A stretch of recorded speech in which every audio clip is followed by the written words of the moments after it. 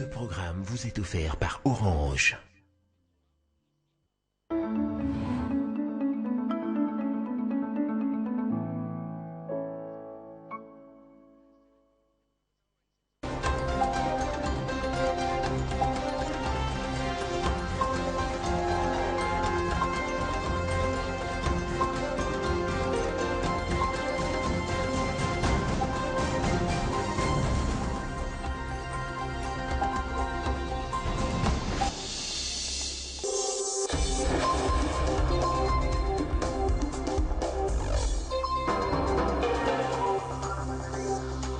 Mardi 3 mai, journée mondiale de la presse, accès à l'information et aux libertés fondamentales, c'est votre droit. C'est le thème retenu cette année à Kinshasa. Un colloque est organisé par l'Union nationale de la presse du Congo en collaboration avec l'ONG Journalistes en danger. Les obsèques de Papa Wemba se poursuivent. Entre hommages et témoignages, la population congolaise honore le roi de la rumba à sa manière et sur toute l'étendue du pays. La star de la chanson congolaise sera inhumée demain mercredi. À chaque heure, un nouveau journal sur Télé 50. Bienvenue à tous. À la une de l'actualité, 25e journée mondiale de la liberté de la presse ce 3 mai 2016. À Kinshasa, un colloque national de la presse congolaise a été organisé autour du thème central dénommé la liberté de l'information et la responsabilité du journaliste en période de crise. Les experts et professionnels de médias réfléchiront 3 jours durant sur les moyens à mettre en œuvre afin d'outiller le journaliste face aux enjeux de l'heure en République démocratique du Congo.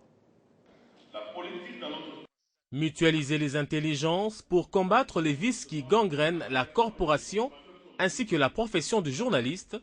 Tel est l'objectif central de ce colloque national de la presse congolaise, organisé par l'Union de la presse nationale du Congo UNPC, en collaboration avec l'organisation Journalistes en danger GED, ce mardi à Kinshasa. Autour du thème central, la liberté de l'information et la responsabilité du journaliste en période de crise, ces experts de l'information et de la communication vont réfléchir sur les voies et moyens de mûrir les réflexions susceptibles d'aider les professionnels de médias à bien accomplir leur devoir, celui d'informer dans le respect de la déontologie et de l'éthique professionnelle. Comment nous pouvons exister comme journalistes sans le code, sans notre éthique? L'éthique étant ici le comportement que nous affichons face à une valeur morale. Donc les journalistes, aujourd'hui dans une période de crise, ils savent que la crise est une rupture au sentiment de sécurité. La crise, c'est en réalité un système qui amène de l'angoisse dans la quête existentielle des peuples. Alors celui qui vient comme journaliste pour donner les informations, il doit se battre pour rétablir les connexions sociales. Et quant à la dépénalisation des délits de presse, où en est-on avec le combat? Ce qu'il faut, c'est que nous, la profession, nous puissions rassurer le pouvoir législateur. Que lorsque on va dépénaliser, cela ne veut pas dire qu'on va donner la liberté aux journalistes de faire quoi que ce soit.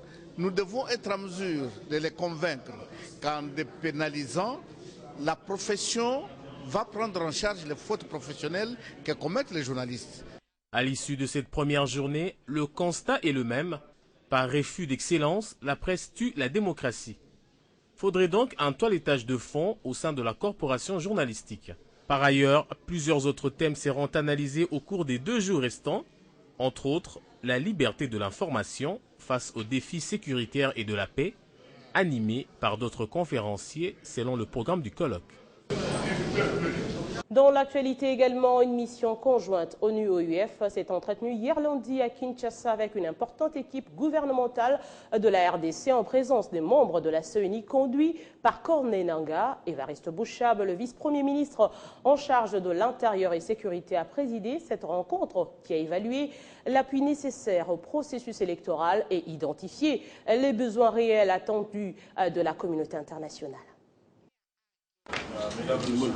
C'est une réunion de haut niveau entre le gouvernement de la RDC, avec la présence dans cette salle des 8 ministres et vice-ministres, les Nations Unies, l'Organisation internationale de la francophonie et la Commission électorale nationale indépendante. Selon le président de la centrale électorale, Corneille Nangaa, les échanges entre les 3 composantes et parties prenantes au processus électoral ont porté essentiellement sur l'évaluation des besoins actuels du processus électoral en vue de l'apport possible de la communauté internationale. Nous avons donc conduit cette mission au point du gouvernement, que cette mission est là pour évaluer et pour identifier les besoins au processus électoral. Et le gouvernement, dans une commission gouvernementale, a bien voulu recevoir cette mission et nous avons donc discuté objectivement de tout ce qui est encore comme contrainte du processus électoral. L'occasion était tout indiquée pour les partis de dresser l'état des lieux du financement du processus électoral en rappelant le grand défi qui gêne encore la poursuite normale du processus électoral. Les besoins, d'après le gouvernement, sont de 4 ordres, à savoir le financement de ce processus sans lequel il est inconcevable d'envisager toute réussite de celui-ci. À ce sujet, le gouvernement a confirmé le décaissement de la quotité mensuelle d'avril à hauteur de 20 millions de dollars américains. Pour le second trimestre, le gouvernement s'est engagé à verser 20 millions de dollars américains par mois jusqu'à échéance, soit pour un total convenu de 300 millions de dollars américains.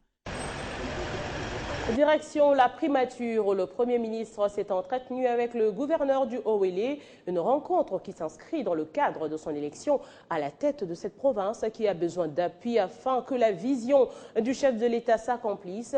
Matata Ponyo a rassuré son hôte du soutien du gouvernement qu'il dirige. Je tenais à me ressourcer auprès de lui, à obtenir de lui des conseils en matière de gouvernance économique, de gouvernance sociale et de gouvernance politique. J'ai toujours considéré le Premier ministre, depuis qu'il est en fonction 4 ans durant, comme un exemple de gestionnaire qui travaille sur base de résultats. Oui, Lola Kisanga veut faire bénéficier sa province, le Haut-Uélé, de l'expertise de Matata Ponyo. Cette province nouvellement démembrée compte faire asseoir une administration qui va travailler sur base des résultats. Ainsi, les grandes questions sont évoquées, et surtout celles liées à la bonne gouvernance. Nous avons passé en revue les grandes questions qui, au fait, relèveraient de cette gouvernance. Des questions d'ordre économique, particulièrement les questions liées au financement de grands projets d'infrastructures dont la nouvelle province a besoin. Nous avons fait un tour d'horizon sur les potentialités de la province et voir sur quel créneau nous pourrions travailler de concert avec le gouvernement central pour que nous réussissions le pari, cette gouvernance de résultats, que nous puissions l'atteindre et bâtir sur le moyen disponible au niveau de notre entité et avoir l'accompagnement du pouvoir central. À l'instar de cette question plutôt cruciale pour une nouvelle entité qu'est le Haut-Uélé, celle liée aussi à l'insécurité est abordée, surtout avec les éléments de la LRA qui doivent être mis hors d'état de nuire. À cette problématique, le Premier ministre promet de saisir le Conseil supérieur de la défense pour une solution définitive. D'un chapitre à un autre, conférence internationale sur l'amélioration du climat des affaires en Afrique. Les travaux s'y sont ouverts ce mardi à Nairobi au Kenya. Pendant 3 jours, les experts économiques, hommes d'affaires, acteurs politiques et ministres venus de différents lieux vont partager les expériences de leurs pays respectifs. Représentant la RDC à ses assises, le vice-ministre du plan Franklin Tchamala a du haut de la tribune exposé sur les réformes des entreprises au pays, lesquelles ont permis à la RDC d'améliorer ce secteur. Floride Zontoto est notre envoyé spécial au Kenya. Après l'Ouganda, l'année passée, c'est le Kenya qui accueille la conférence internationale sur l'amélioration du climat des affaires en Afrique subsaharienne. Un accent particulier a été mis sur la numérisation de la gouvernance des affaires. Les participants estiment qu'il faut encore innover, laissant derrière les pratiques traditionnelles afin de reformer davantage notre façon de travailler et attirer beaucoup plus d'investissements. Pour cette première journée, les premiers panélistes ont partagé leurs expériences sur l'usage des technologies de l'information et de la communication dans l'amélioration de l'environnement des affaires. Un sujet rattaché également par les réformes entreprises par chacun des États dans le cadre de l'amélioration du climat des affaires. À ce propos, les ministres de l'Ouganda, de Soudan, de Djibouti, du Kenya et de la République démocratique du Congo, représentés par son vice-ministre du Plan, Franklin Tiamala, ont exposé chacun en raison des expériences de leurs pays respectifs. Dans son adresse, le vice-ministre du Plan a partagé avec ses collègues sur 3 points essentiels. L'entendement de la République démocratique du Congo sur le partage des connaissances sud-sud, l'agenda de son pays sur les réformes Doing Business, mais également ce que la République démocratique du Congo envisage ou projette particulièrement à entreprendre au-delà de l'initiative Doing Business. Individuellement, dans leurs interventions, 2 ministres ont reconnu les efforts entrepris par la République démocratique du Congo dans le cadre de l'amélioration du climat des affaires et l'ont encouragé à poursuivre leurs réformes dans ce sens. Une nouvelle journée de travaux attend les participants demain mercredi et les questions liées à la facilitation du commerce régional, à la simplification des procédures administratives, la suppression des taxes redondantes et bien d'autres sujets seront également abordés. Lutte contre la fraude minière en République démocratique du Congo, le CEC a signé ce mardi un protocole d'accord avec la société Tetra Tech sur la traçabilité de l'or artisanal au pays. Ce projet permettra à la RDC de mieux gérer ce secteur qui est créateur de plusieurs revenus. Ce geste lance ainsi ce vaste projet entre le CEC et la société Tetra Tech sur l'exploitation artisanale de l'or en République démocratique du Congo.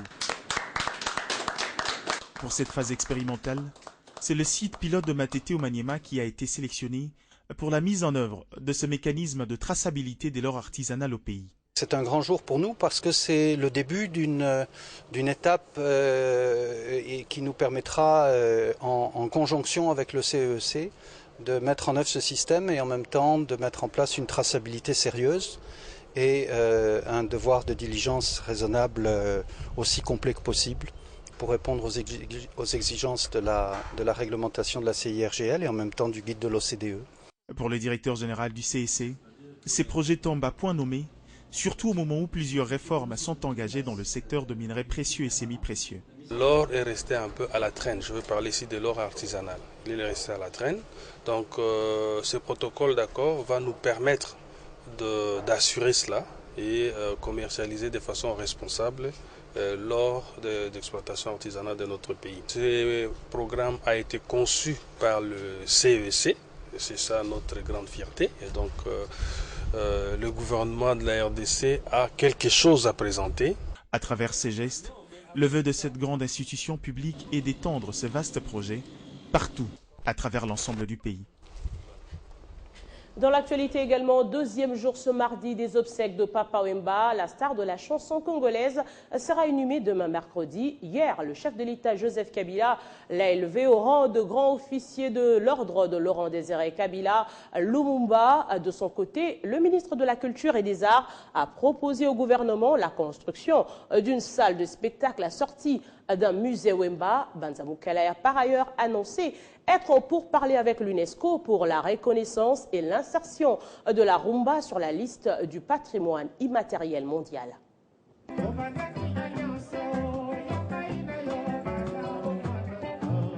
Artiste multidimensionnel, Papa Wemba de son vivant a su mettre en évidence l'habillement, assorti de ses canons éthiques et esthétiques d'originalité, de beauté et d'attractivité. Fou de fringues, Papa Wemba était à la pointe de la mode.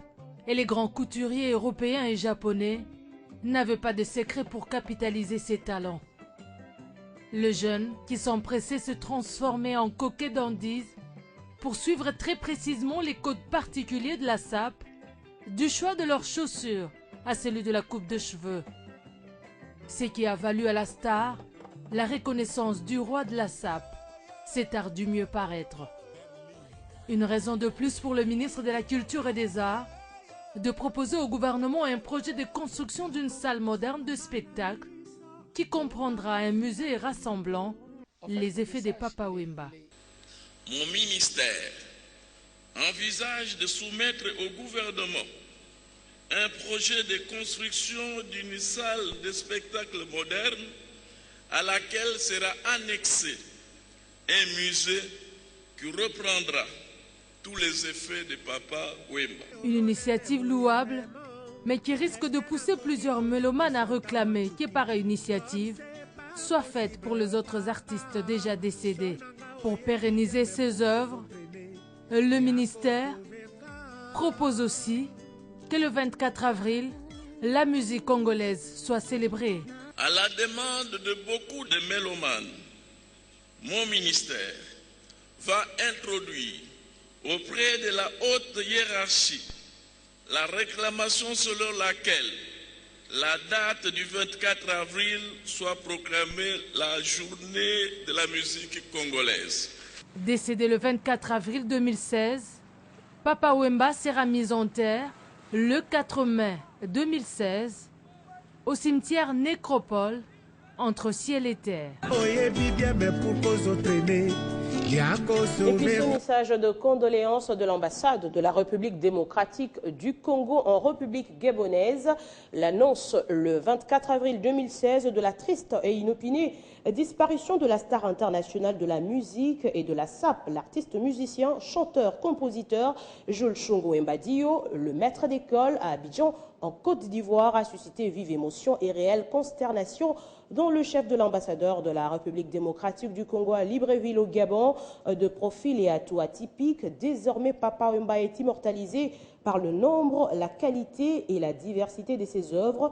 Certes, le roi de la rumba s'est écroulé sur le podium international comme il avait prédit alors qu'il livrait sa énième production internationale et historique du siècle, laissant ainsi derrière lui un vide incommensurable, mais il est rentré par la grande porte dans l'immortalité. L'ambassadeur de la République démocratique du Congo et le personnel diplomatique à Libreville au Gabon pleurent.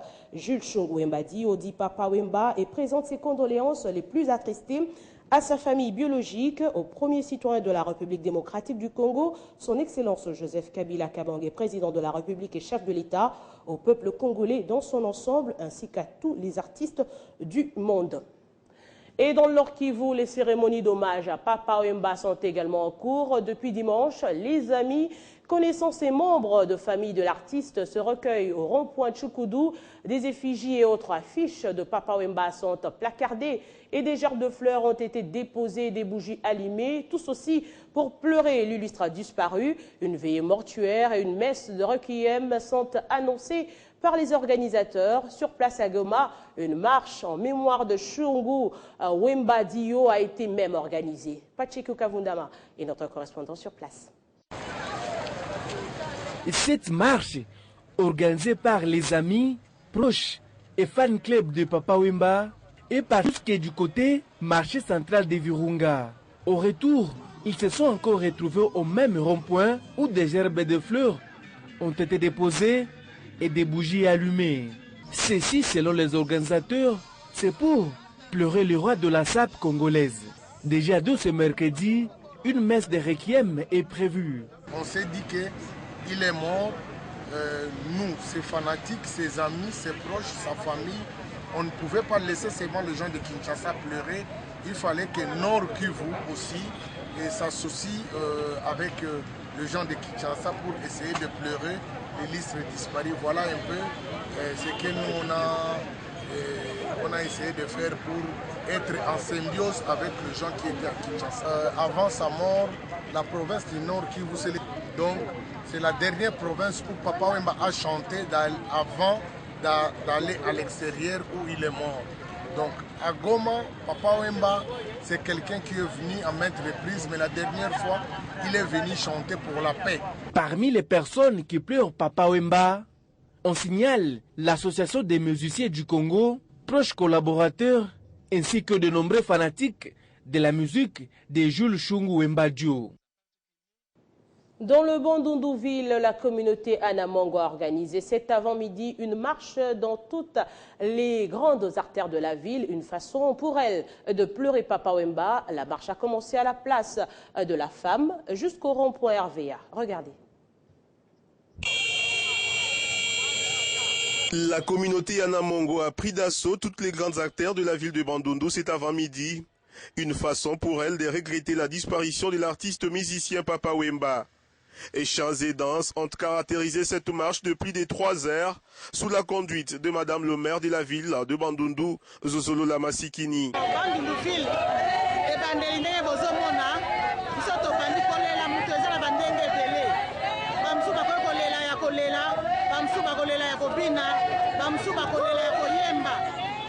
La marche a commencé à la place de la femme avec un point de chute, les ronds-points RVA, où le maire de Bandundu a lancé un message de condoléances à la population de sa ville et plus particulièrement à la communauté Anamongo. Et pour les membres de cette communauté et qui se sont associés à la population autochtone, Papa Wemba était un géant.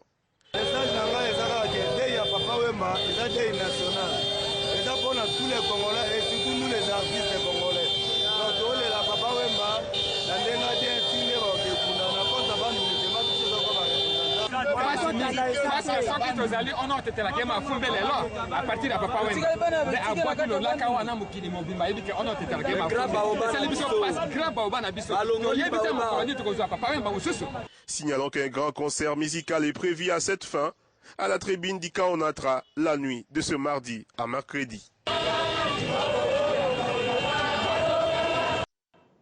Parlons télédistribution avec cette mise au point de la société Bluesat qui en sait un peu plus sur les origines de l'acte de vandalisme qu'a connu ces installations techniques le week-end dernier. Se référant à la justice congolaise appelée à faire son travail, Bluesat RDC souhaite voir les auteurs de ces actes arrêtés. Les images disaient tout de la démarche de ces malfrats, qui n'étaient encore identifiés sur les caméras de surveillance lors de leur incursion. C'est l'expression qu'il faut. Incursion dans les installations techniques de Bluesat, avec à leur tête un blanc accompagné de plusieurs hommes apparemment techniciens.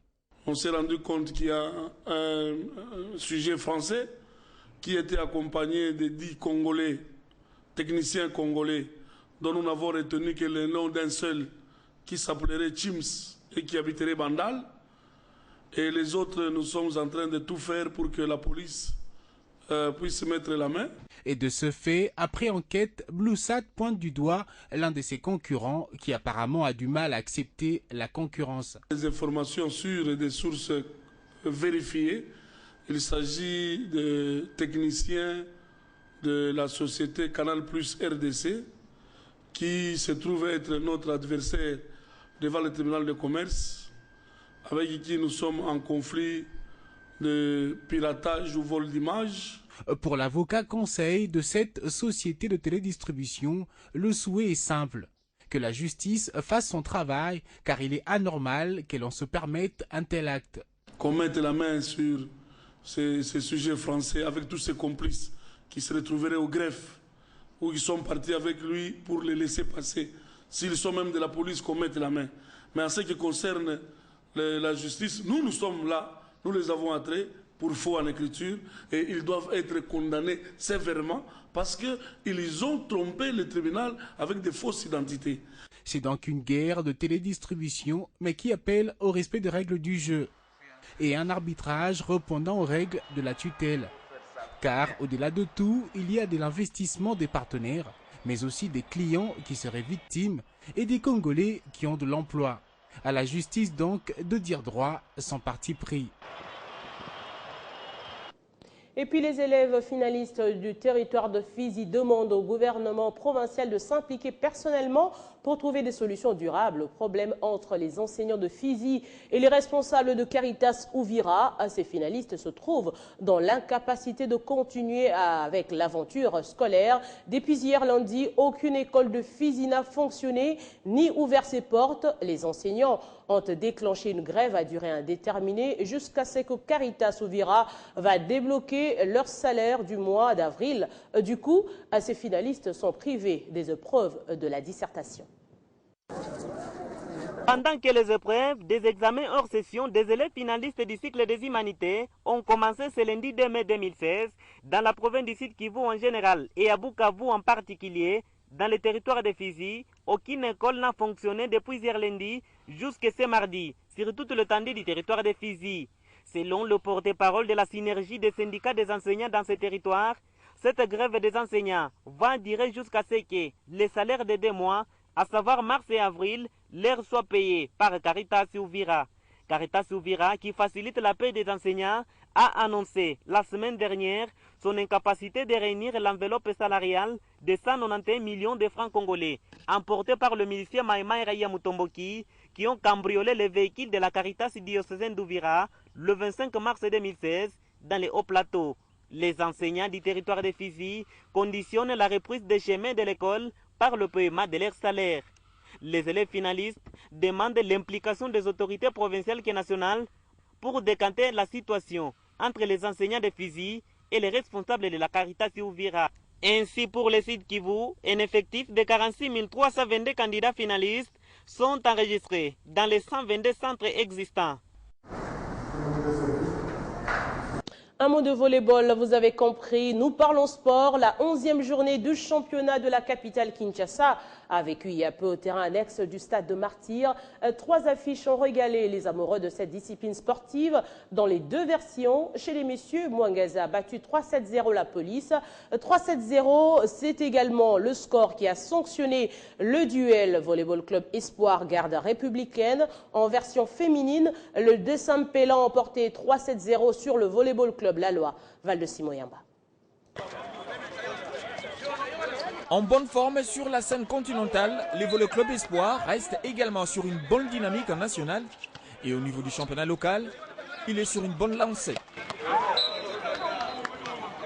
Lors de la 11e journée du championnat local, la garde républicaine n'a pas fait les poids, battu 3-7-0, 25-12 au premier, 25-11 au deuxième et 25-17 au troisième. Tellement qu'on prépare en conséquence pour ne pas perdre. Je crois que c'est un peu difficile pour qu'on puisse perdre un match dans le championnat. La garde républicaine s'incline, tout comme la police, battue également 3-7-0. Si au premier set, les scores étaient de 25-15, soit 10 points d'écart, au deuxième, la police a remonté à 20 points, soit 25-20. Pas de surprise, au troisième set, le Volley Club Mwangaza a fini par l'emporter, 25-19.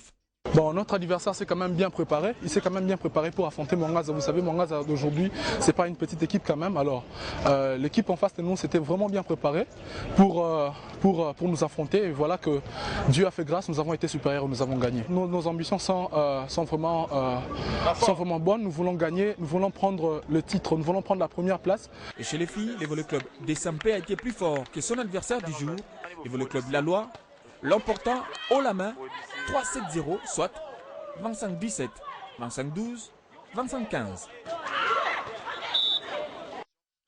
C'est la fin de ce journal dont je vous en rappelle les principaux titres. Mardi 3 mai, journée mondiale de la presse, accès à l'information et aux libertés fondamentales, c'est votre droit. C'est le thème retenu cette année. À Kinshasa, un colloque est organisé par l'Union nationale de la presse du Congo en collaboration avec l'ONG Journalistes en danger. Et puis les obsèques de Papa Wemba se poursuivent entre hommages et témoignages. La population congolaise honore le roi de la rumba à sa manière et sur toute l'étendue du pays. La star de la chanson congolaise sera inhumée demain mercredi. Restez avec nous pour la revue de presse.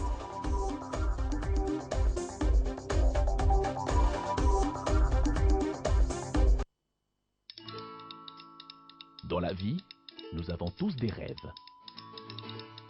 objectifs et aspirations.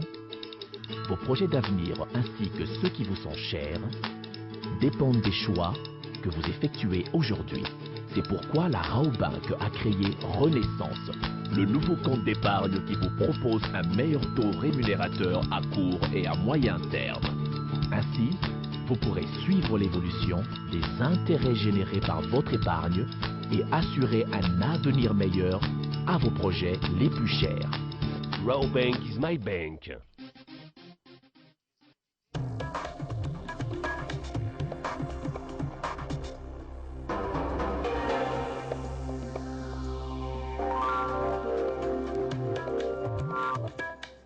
Charlotte Ibaba a sélectionné pour vous les titres qui font la une de journaux parus à Kinshasa et du net. Bienvenue Charlotte. Merci. Alors à la une de votre revue de presse, Papa Wemba, le grand officier. Et Kabila a lié la parole à l'acte, indique la prospérité en décorant un titre posthume Papa Wemba, grand officier de l'ordre prestigieux des héros nationaux. Et de ce fait, sa famille pourra, à l'instar de Lumumba, toucher la rente payée par l'État. Le Congo reconnaît les mérites mérite de ces enfants qui portent haut les couleurs nationales. Et au rédacteur de noter qu'il ne pouvait en être autrement du moment que le gouvernement ivoirien avait fixé la barre très haut en élevant celui que l'on présentait comme l'emblème musical du continent au rang de chevalier des arts, culture, lettres et sciences. État de santé de Papa Wemba, la fille aînée de l'artiste, met fin à la polémique. Dans son oraison funèbre, confie Forum des As. Mon père n'était pas malade. Devant témoins, ma mère et moi-même, le médecin de mon père lui avait confirmé après des examens approfondis qu'il était en bonne santé. Si nous avions eu le moindre doute sur son état, ma mère et moi n'aurions jamais accepté qu'il puisse faire un concert en Côte d'Ivoire. Sur ce, nous vous demandons de ne pas spéculer sur une quelconque négligence de la part des organisateurs et de son manager, a-t-elle encore souligné, avant de rappeler qu'en Afrique, le deuil est symbole d'unité, de pardon et de partage. Artiste multidimensionnel, assurément, puisque même l'art vestimentaire n'avait plus de secret pour celui qu'on appelait le roi de la sape. 3 annonces phares ont été annoncées par le ministre de la Culture, renseigne le vrai modérateur. Le projet de construction d'une salle de spectacle assorti d'un musée Wemba, des démarches auprès de l'UNESCO en vue de la reconnaissance de la rumba au titre de patrimoine immatériel de l'humanité. Le 24 avril, proposé comme journée nationale de la musique pour celui qui faisait plus le culte de l'art que de l'argent comme les autres. Et au Palais du Peuple, Arlette, on se trouve encore le corps du roi de la rumba. Les sapeurs sont tirés à 4 épingles. Avant de s'y rendre, c'est toute une gymnastique, ou on dirait même l'opération qui cherche, comme l'indique cette caricature de Forum des As, des sapeurs qui accourent chez le grand prêtre Modagua, qui possède tous les vêtements et chaussures des marques, comme on sait les voir sur ces images. Et le premier sapeur qui dit « Yamoda, aujourd'hui c'est le 2e jour des obsèques, donne-moi un habit, je dois mettre tout le monde d'accord ». Et l'autre qui dit « Non prêtre, tu as déjà donné à tout le monde, sauf moi, pitié ». Le grand prêtre Modagua qui doit servir tout le monde est dans l'embarras. Mais puisque lui aussi fait le deuil de Papa Wemba, il doit habiller tous les sapeurs pour que la fête soit totale. Parce qu'il faut le dire, pour ces sapeurs, ce n'est pas seulement un deuil, c'est aussi une fête.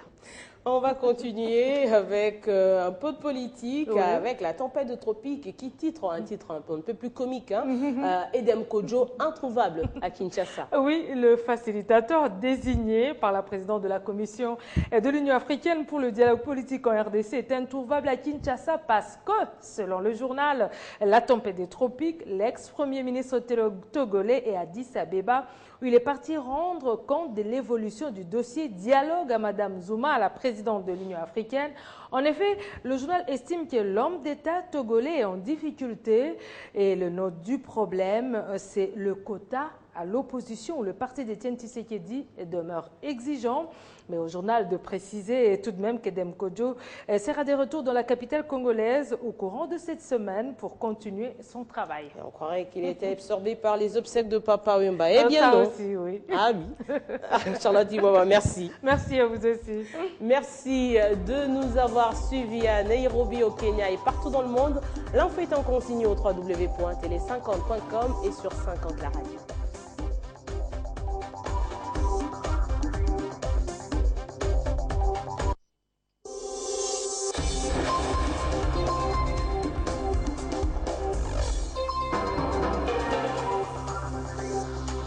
Ce programme vous a été offert par Orange.